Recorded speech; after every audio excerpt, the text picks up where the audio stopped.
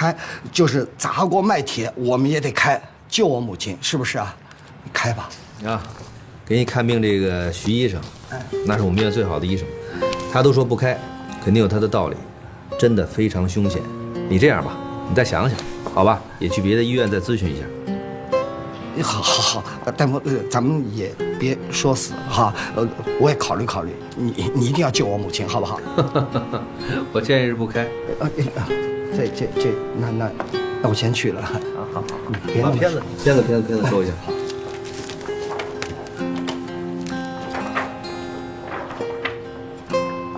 来了，谢谢。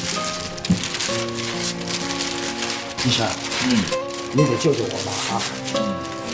拜托你了。开了啊！哎，好。但手术咱也别做啊！好，谢谢医生。拜托你了。嗨，那是你妈。哎，好。走了啊。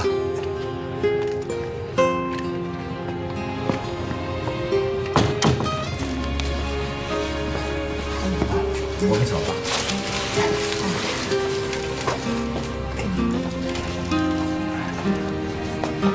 张鑫，来。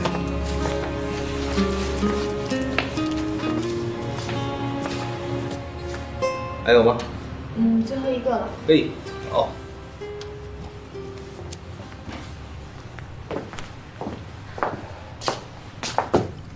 霍老师，刚才那个病人的瘤子真的那么复杂，那么难开吗？你想说什么？我觉得好像不是很复杂。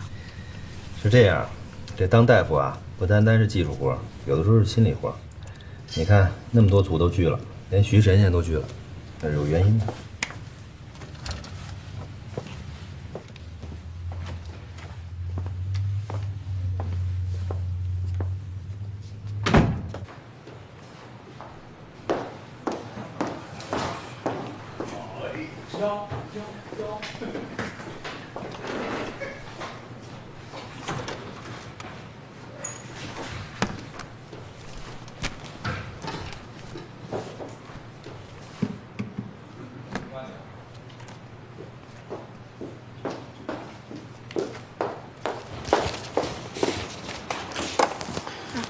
忙着呢。哎，你先别忙了，我问你个问题。怎么？今天下午有一个门诊被霍老师给拒了，我不太懂霍老师的道理，但是我也不敢问。可我总感觉这件事跟医疗技术没什么关系。那个人来了这儿不是一次两次了，他根本就没说实话。你认识这个人？他呀，老二一眼就看出来他有问题，以后要来闹事儿。闹事儿？他怎么知道人家会来闹事儿啊？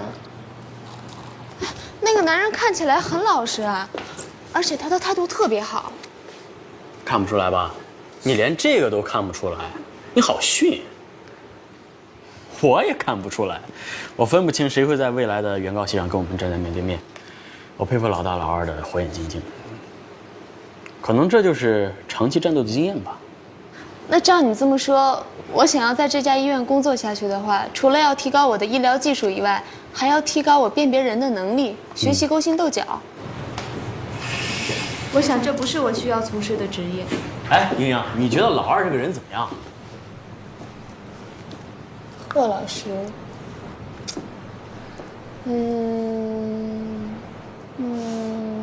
哼得出来不？这老师是个医疗败类是吧？我跟你说啊，这老太太的刀不值得开，开了会有问题。另外那个儿子很难讲。可我们不能因为仅仅他的儿子看起来很难讲，就剥夺他母亲的寿命啊！你不觉得这个男人很可怜吗？你这是两个问题。越是表面上看起来伪善，越竭尽所能跟你卑躬屈膝的人，越有两面性啊。还有那个老太太的刀，如果开了，可能不止一刀，会出问题。那我们就尽量做到不出问题啊。到现在为止，没有成功率是100%的手术。为什么说大夫越做手术胆儿越小呢？年轻的时候，我们放大的全是那95%的成功率；岁数大了，我们放大的全是那5%的失败率。所以我只给我认为值得开刀的人开刀，不给我认为觉得可怜的人开刀。霍老师，难道你忘了希波克拉底誓言吗？我们从业的时候都发过誓的呀。无论在什么地方，也无论需诊治的病人是男是女，是自由民是奴婢，对他们我一视同仁，为他们谋幸福是我的目的。恕我直言，你的武断会让很多人失去生命。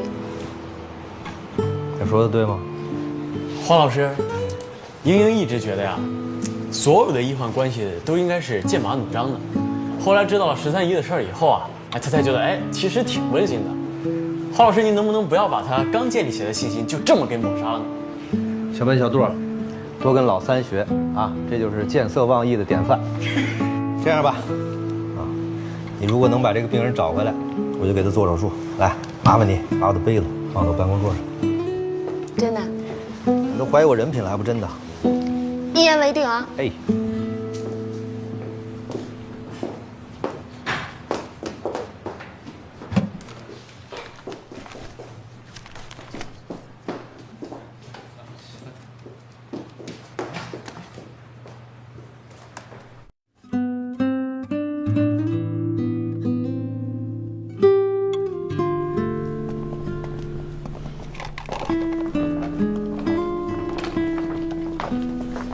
妈妈今天怎么样？生活是好，她好多了。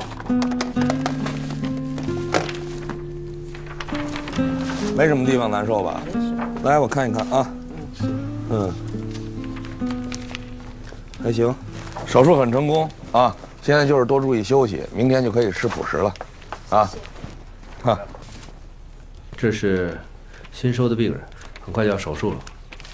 刘教授吧，早就听说你的大名了，今天看到你了，亲自来查房是吧？还有你们的医院，你刘教授、霍教授，全是好教授、好大夫啊。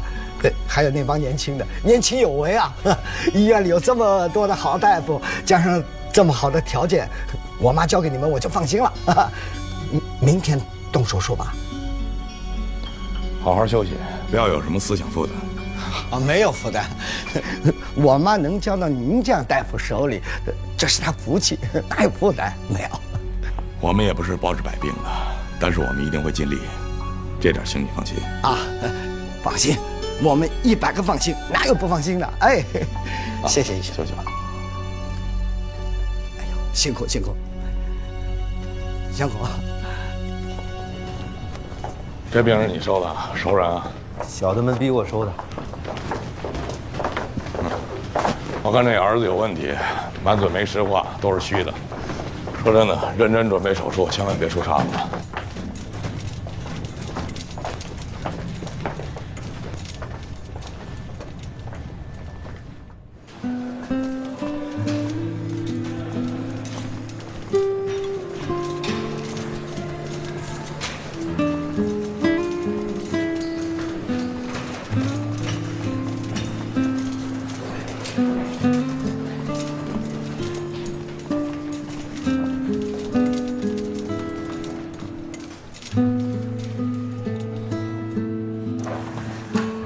酒驾啊！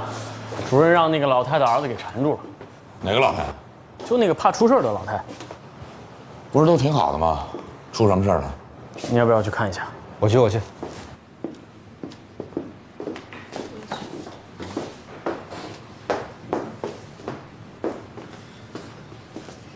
你母亲这事儿你也有责任啊！你那么大岁数啊？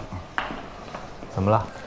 他说呀，他母亲回来以后一切都挺好的，都能下地做饭了。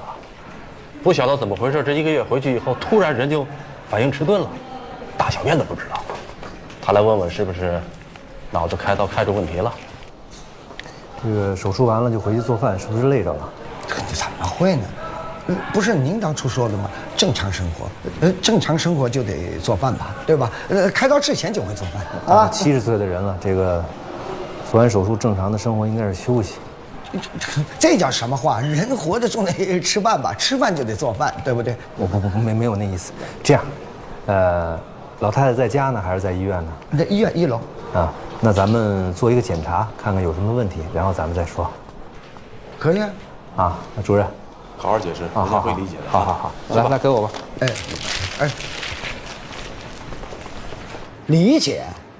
我怎么理解啊？你们这叫手术失败，懂吗？这个不叫手术失败，脑积水是术后常见的并发症之一，100个人里面总有1到2个，尤其是老年人，脑积液的循环吸收不好，就容易形成脑积水。如果摊上了，只能算是遗憾。那为什么别人摊不上，偏我妈摊上呢？你说怎么补救吧？这个很容易，碰到这种状况，我们可以做一个引流术，就是在脑子里插一根管子，引流到腹腔，再由腹腔排出体外。还不难，你见过几个这脑袋上插根管子通到肚子里的？这种手术，在咱们医院也常做。那手术费多少？3万5到4万5之间。3万到4万，这是我们城市黄金地段1个平方米的房价。如果用1平米的房价能救1条命的话，我觉得也挺值的。那你们开坏刀的话，这凭什么这东西要我们来负担呢？脑积水是常见的术后并发症，也属于疑难杂症。这种状况不单单在国内解决不了，现在在世界上也解决不了，所以这个费用，医院也没法出，只能你们负担。我们负担？开刀以前说的好好的啊，开好开坏就你们都不负责，开好了就是你们的功劳，开坏了我们责任，还说我们什么东西长得不好，要不就是推卸什么现在这科学啊没达到这种要求，那你们负担什么？是这样，手术中和手术后有可能出现的危险状况，在手术前都跟您沟通过，而且老太太刚来的时候，我跟您谈话的时候也说，老太太开这1刀可能就不止1刀，所以这也就是这个老太太在别的医院别人不收的原因，对吧？那我们收了，我们也不可能打保票，而且这个手术当时是您坚持要求做的。这叫什么话？我坚持要做，这明明是你们想挣钱，我知道开刀是这种后果，我不开了。那您说现在怎么办？听你问我，我问你怎么办？所以我说咱们做一个引流术。这开刀就不要钱啊，没有痛苦啊，需要医药费啊，我们承担不起啊。你说怎么办？反正我把所有的情况都跟您解释清楚，最后的决定还得您来做。你说如果脑袋上插根管子，你确定没事了？我不能确定，我能确定的是，对待这种手术并发症，最好的解决办法，现今就是这样。任何一种手术都有风险。你说有多大风险？这手术？这个手术的风险一定大不过我们已经切除掉的那个瘤子。那跟那个开阑尾炎呢？这我比不了，我是神经外科大夫，我没有做过阑尾手术。这阑尾手术很简单，一般医生都会做呀。但也有人死于阑尾手术。开阑尾也死人？是这样啊，作为大夫，我们想做好每一个手术，我们绝不想开坏任何一刀，这个医德我们一定有。但我们不是上帝，现在的医疗水平、医疗科技也有限，什么样的状况都有可能发生。我跟您说的是有可能发生的所有状况。别说这些啊，头1刀是你们医院开的，第2刀还得你们来。好，那如果您决定做手术，我们做一下准备，这2、3天我们就做。好。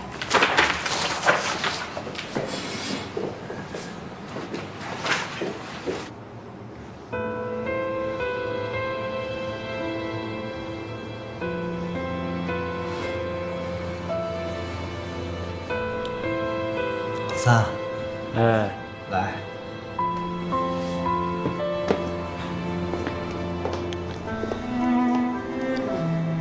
这个手术之前可能还得跟这个病患和病患家属再聊一次。啊，你把谈话室准备一下，得做记录。麻烦。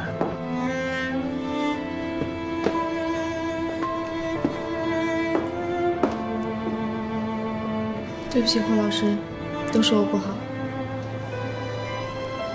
这事儿跟你没关系。要不是我非让你学学这个老太太，可能是这样啊，英英，比如说我看病人有我看病人的经验和常识，但也有我的私心。怎么说呢？做大夫的不怕1万，就怕万一。对于那种没有万一准备的病患，可能我不想接。但这不意味着我做对了。你做的事儿没有错，倒霉并不意味着做错了。但是你的肩膀小，扛不住这事儿，我扛。不多讲，丫头，去吧。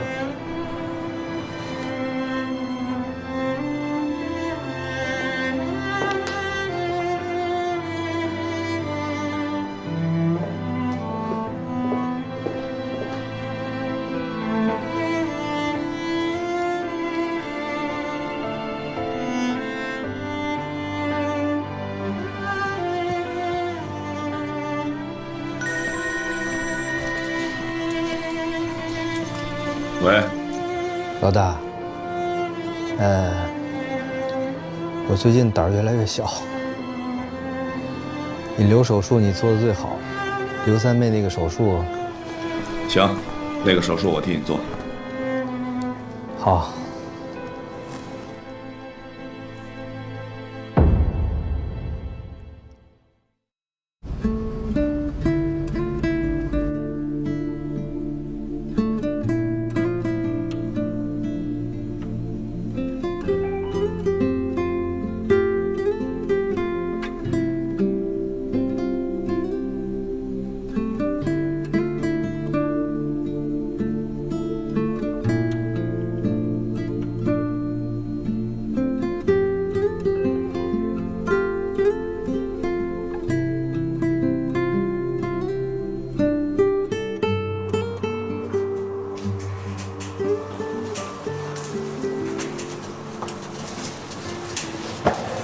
背影真帅。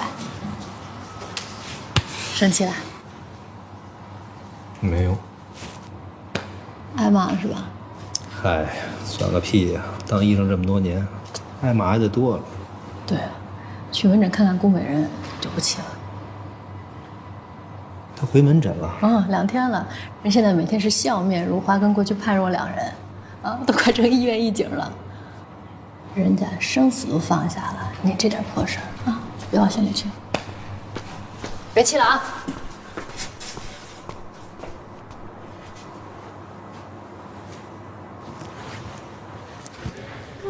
疼吗？还可以是不是跟以前生病的时候疼的不一样？啊，不一样，现在好多了。以前疼的呀，真是厉害。我帮您消一下毒啊。伤口在眉毛里边，长得挺好的，一点都看不出来。谢谢谢谢。耐心一点，我给您拆线啊。以前啊，我特别粗心，手也重，曾经把病人的血全都弄出来了。现在想想，真的是挺后悔。是吗？啊，那也是经验啊。没有以前做错的，也不知道以后该怎么做。这是血的教训。是啊。以后一定得注意了。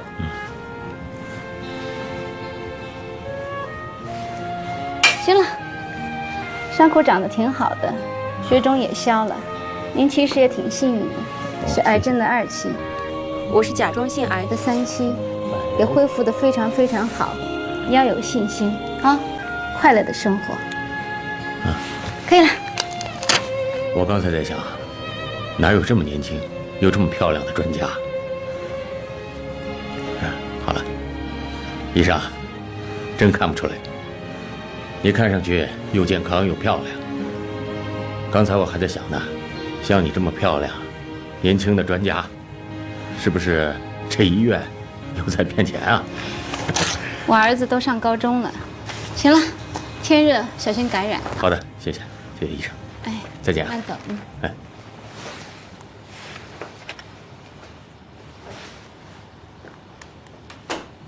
Hello。你怎么来了？哎呀，他们说你都快变成医院的新一姐了，给主任那屋偷偷。我觉得也许这是重生的快乐吧。哎，你说这挺奇怪的。我以前总觉得这些病人不可理喻，但是我觉得现在他们挺好沟通的。问题不是在于他们，出在我的身上。真好，这就是重生的快乐。凤凰键盘，我帮你叫下一个。别再偷东西了。嚯，他脑子也坏。21号。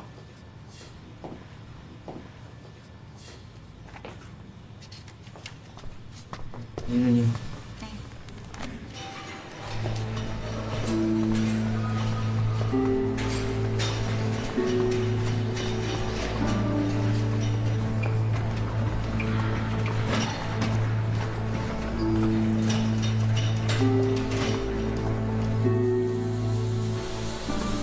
小胡姐，我先走了。胡医生。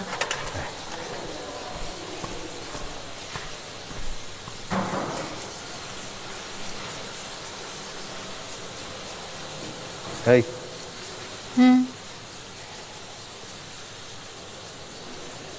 不高兴啊？没有啊。是为我伤神的吗？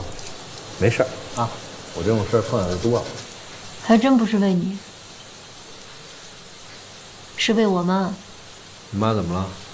心脏早搏，手脚发麻，现正一个人在家躺着呢。你妈这是心病，心病需要心药医。你妈是因为她女儿嫁不出去烦恼。你跟你妈说，放心，霍思淼说的，她女儿要是60、55吧，还嫁不出去我心。谢了啊，仗义啊。我上个月给我妈请了个保姆，你猜多少钱？多少钱？1800一个月，什么经验都没有，什么活都没干过，白纸一张。我教她洗碗，教她做饭，教她洗衣服，全部培训好了。亲爱的，人走了，到下一家，你猜多少钱一个月？多少钱？2500，因为有经验。我一个月才挣3900，这样下去我真的请不起啊！凭什么呀？赶上我在医院里3年工资涨幅了，我真不想干了。要不然这样得了，我辞职，我干脆去当护工去。像我这样经验级别的，至少也得8000一个月吧？你说是吧？哈。是。得。谢了。小胡，你呀一定要安心于这个工作啊！咱们这个工作特质呢，这个就是形象好，收入少啊。你要实在扛不住啊，我看你干脆找个医生嫁了完了。哎，最近我对你的印象越来越好。糟糕，肠壁破了。怎么搞的？真是阴沟里翻船了。这老太太以前肯定得过腹膜炎，肠粘连厉害，肠壁又脆，轻轻一分离就破了。这就是越害怕越出事儿。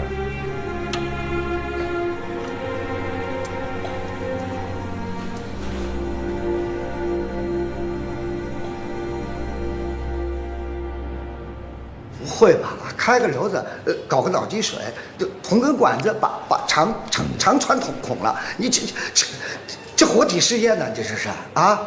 这真是个意外，我们也很遗憾。什么的？你医院出了意外啊，遗憾还会说什么？现在我妈这样了，你怎么办？你放心，我们已经处理好了，过几天这个肠子会慢慢的恢复的。这什么呀？前面一个手术，你们说不算事故，现在算医疗事故了，至少算你们医院的工作态度不认真吧？啊，是不是？你妈如果在手术台上，我这么东拉一刀西拉一刀，你干不干啊？这是人呢，没有人性，活体试验呐！你们哪有这么干的？你们这是啊？妈，不是我，你说怎么办？半死不活的，你说怎么办？是这样啊，我们也不想在手术中发生意外，但意外有可能就是会发生。你有本事头一刀就把我妈捅死在手术台上啊！我认，我签字了。我告诉你，你凭什么左一刀右一刀上一刀下一刀的？这生一片啊！这是你这叫什么话？我们什么时候想把他一刀开死在台上？最早你妈来做手术的时候，我跟你说过没说过？我说这一刀开下去有可能不止一刀，是你自己坚持要做手术的嘛？像你这种不要脸的医生我见得多了，你们心里一门心思就是钱，动一个手术一个红包吧，动多少手术了，拿多少红包了你啊？再开了2台手术，我收过你1分钱红包吗？就是没有收红包啊，所以你开不好啊，把我妈搞成这个样子了啊！你们就是这样，拿不到红包。话可不能乱讲了啊！拿不拿红包，我们不会慢待任何一位病人的。讲话是要靠良心的。这怎么不凭良心？你们这屠宰场啊！你这是啊？什么呀？你别走，你别走！我们做事说话要凭良心。你不负责，我告诉你，你们得负责。我告诉你，这医院简直是屠宰场啊！说没人性。我妈头一刀，那个，我跟你们说了，我告你们，我得告他们，我还告你们，我一定肯定告你们。我告诉你，把病历拿出来，把我妈病历拿出来，我告你们。您别生气，什么叫别生气啊？我妈都成这样了，你还不生气？您坐。去把主任叫来。您先别生气，我不是我这儿的医生，有事可以找我。你说话算数吗？做得了主吗？怎么回事？主任，这是患者家属要求看病历。这是陈丽，这是我们陈主任啊，拿去。坐。陈丽啊，你母亲的情况没有想到啊，我们很抱歉。但是你得听我说，这肯定不是事故。你听我说，事故呢，什么原因造成的？事故是粗心大意造成的。比方讲吧，这个人还没上手术台，管子都插到了肺里头，插肺里不就憋死了吗？你再比如说，本来左脑是癌症，这肿瘤开刀开到右脑上，哎，这是逃脱不掉的事故，是不是？你母亲的情况完全是意外，我们没有疏忽，更没有想害她的意思吧？这完全是巧合。哎呀，我分析啊，你母亲岁数大了，肠子比较薄，比较脆，在分离肠管的时候，容易造成肠壁损伤。哎呀，这样吧，你也别着急，别上火了。过2天老太太好些以后啊，我亲自上台，给她做一个肠壁修补术，啊，很快，不是大手术。你说我们医院天天动刀，哪有刀刀的成功啊？是不是？也有不完善的地方，没关系。出问题呢，我们很快解决，达到病人满意，把病人治好不就得了吗？你说呢？领导，我们也不是胡闹，对吧？本来就是一个小手术，现在是越搞越糟啊！而且手术费用这么大，我们没有家地大，对吧？我又下岗了，就吃低保的。我明白你的意思，咱们这样吧，下次手术啊，我想办法解决钱的问题，啊，不给你们增加经济负担，行吗？哎，我再说明白啊。我这么做，可不是承认我们失误啊。我们主要从病患的角度考虑，大家呢一起网开一面，把病人治好。你要是不同意的话，这个手术没法做了。主任，这是患者的病历。这病历给我，这是我妈的病历，我得看看。今天咱们不谈了啊，我得找专家看。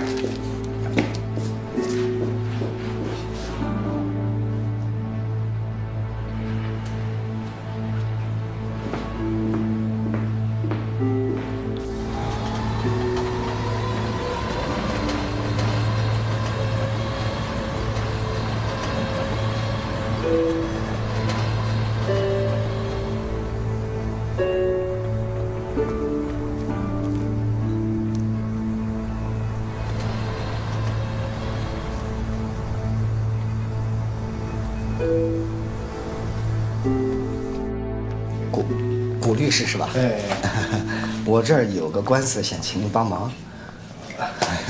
听说你打这种官司是最好的啊。来，陈先生，喝杯水。很不要脸的说啊，我打这类官司确实非常好，应该说胜率非常非常的大，所以说我也贵啊，一半一半。一半？一半。这我们家遭罪，你等着分钱啊？啊，不是这个意思，我是说那个1/10吧，啊，一半太多了。不是，一般都是您这种反应，但是我给你解释一下啊，一半有一半的道理。我呢以前是一个医生，后来转行做的律师。你想想看，我为什么不接这种离婚官司、知识产权官司？我专接医疗纠纷官司，因为我对这类官司特别的了解，所以我一眼就能看出这类官司的问题。别说别的了，就给你举一个小例子，给你一个那个化验单，比如说血常规、尿常规、肝功6项，那些加号、减号、什么上升号，那小箭头是不是把你搞混了？我听都听糊涂了。所以说我最清楚这个，贵有贵的道理，一半能接受吧？啊，那一场官司下来赢个10万8万的，你一半你拿走，剩下的我还不够医疗费的。不是，我没那么黑啊，我是这样的，我是除去你这个手术费用之外，盈利部分一人一半，公平吗？要说公平也不算公平，受罪的是我老妈，对吧？对，您说的对。其实最不公平的就是你母亲，她受罪，到时候我们分钱，您说呢？来，您喝口水，我看一下病历。这个，我是，那不是要不要签一个合同啊？这个，否则你怎么？不是，你听我说，一旦形成代理，我们会签一个委托书的。好，这个，我先看。您看，您喝水，您喝水。哎，谢谢。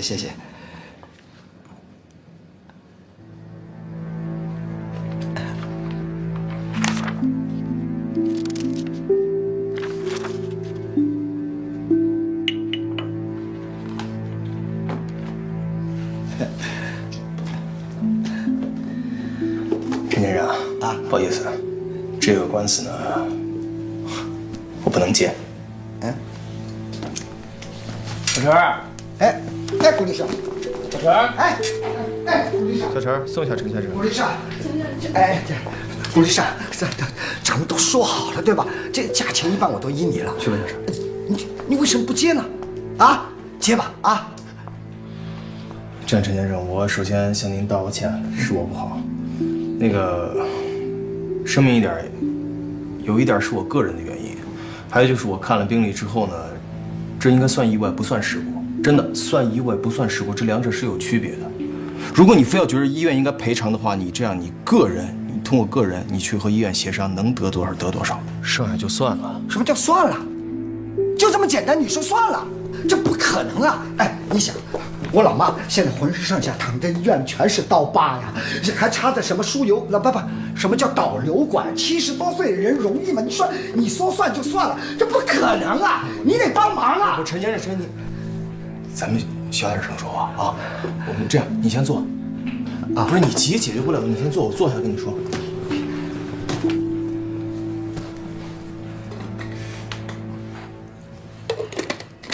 陈先生，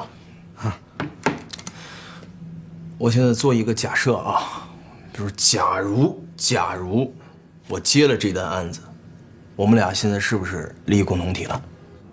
对啊。那行，假如我现在接了这单案子了，您呢开诚布公的跟我说点实话，你单纯是为了你妈妈咽不下这口气，还是想通过这个事儿捞笔钱呢？两个都有吧。那成，那我也开诚布公的跟您说，如果让我接这单生意，帮您从这个事儿捞笔钱，这个事儿我帮不了你。但如果你真咽不下这口气，我想跟您说点我心里话。您是我长辈，您年龄比我大，您阅历比我广，是不是？您走的路比我长。我只是想告诉你，在人生当中，我们要允许意外的发生，是不是？这个事儿就这么算了，真的，退一步海阔天空。哦，对了，如果你还想不来这个的话，我从医学上有这么2个相关的历史人物，一个叫胡适，一个叫梁启超。行，什么梁山伯呀，什么梁启超呀，我都不认识啊！你就实话实说，你就说这个算了是吧？是。什么狗屁律师啊你？我请你打官司啊！你给我上课呀！不是你听我，你站着谁的利益啊？不是你听我说，是不是这么个道理啊？如果接了这单生意，我打赢这个官司，你赚钱，我赚钱，是不是？啊，对啊。钱不是一个坏东西，钱本身是一个好东西，我为什么不赚这个钱呢？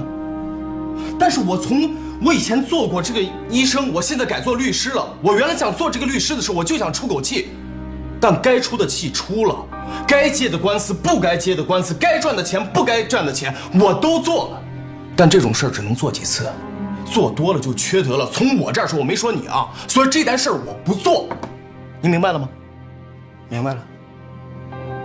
如果算事故，就算缺德，是吧？好，没说您啊，咱不算事故。我现在告他们故意伤害。不算事故，你怎么告人家故意伤害？怎么不能啊？就凭他们问我收红包，我没给，哈，就把我母亲搞成这个样子。你看看啊，这什么？就让我看看不送红包的下场，这叫杀鸡儆猴呢，杀鸡儆猴，懂吗？不是，陈先生，你那个进过手术室吗？我没事上那儿去干嘛？不是你没进过，我进过。我跟你说，我以前是一个医生，对不对？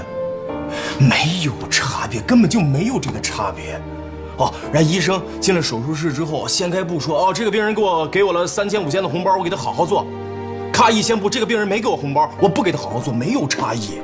人家每一个医生都是有良知的，有职业道德的。你要真要说有差异的话，有，确实有。他做完手术推出来之后，跟一个小护士说：“你那个，这是我一个朋友，你看护的时候稍微多看2眼，有这个差异。也许啊，3、5年之后一个夜晚，你忽然觉得头疼脑热，你哪怕你脚底生疮了，你忽然想起来，我给医生送个红包啊，你给他打电话，他绝对记得你，就这点差异，其他没有。明白吗？明白了。你就是铁了心，不接这个官司了。是。好，你不让我走这个阳关大道，那我自己走羊肠小道。哼，少了你，我就不信我走不了路。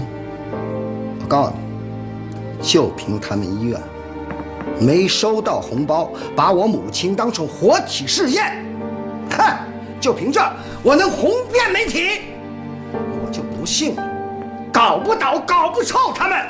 哼！等等，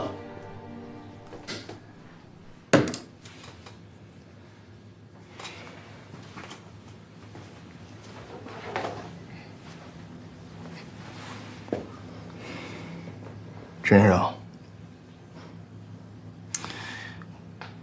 我现在平心静气的问您个问题啊。如果如您所说的，你要通过媒体搞臭他们、搞倒他们，谁给你母亲治病？你信不信？我搞倒他们，搞臭他们，照样让他给我母亲看病。我相信您干得出来。可能我以前做过医生，我现在特别想和你说的一句话，包括我在做医生那个时候，很多医生碰到可做可不做的手术，我是指有机会把那个通过手术把病人治愈的时候，他们选择不做，为什么？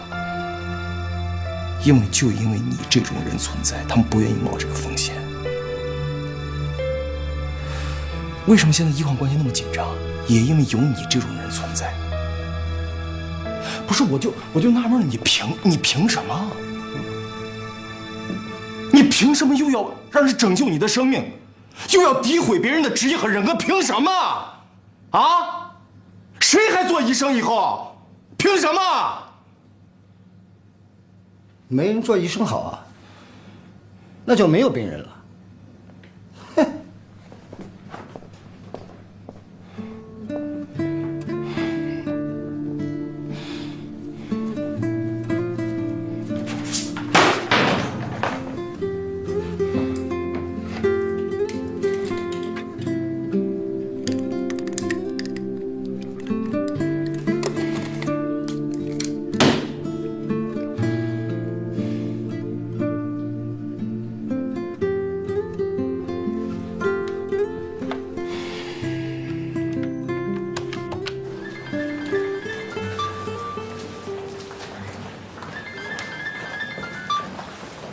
谁呀？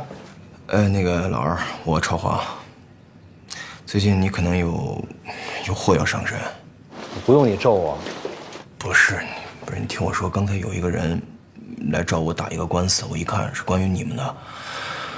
这人非常非常难缠，你和医院商量一下，尽量和他和解啊，别出什么事儿。行，我谢谢你的美意，好吧？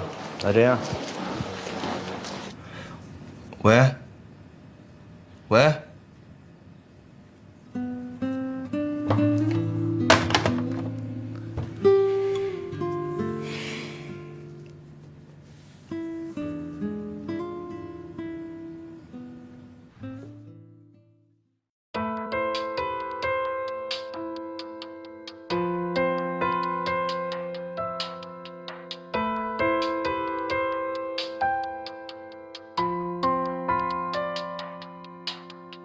有些困惑，任性在心的角落，隐藏自我，你喜欢独自承受。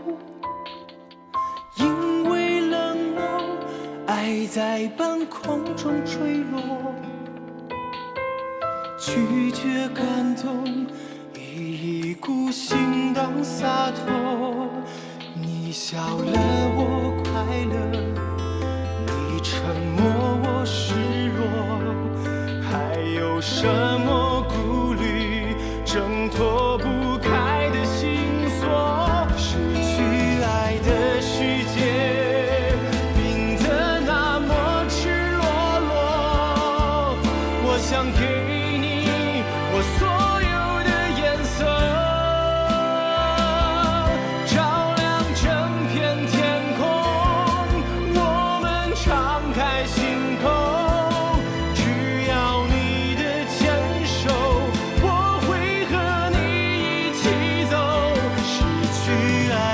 世界